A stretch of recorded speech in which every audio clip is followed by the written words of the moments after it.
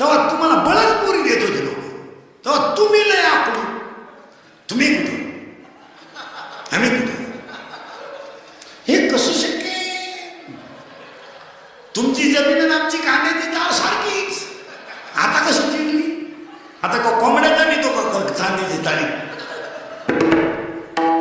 आता बळच तुम्ही पुरीच्या बापाला म्हणता राम राम. तो नाही आम्हाला, तो तिकडं वड्याला सोडू आम्हाला.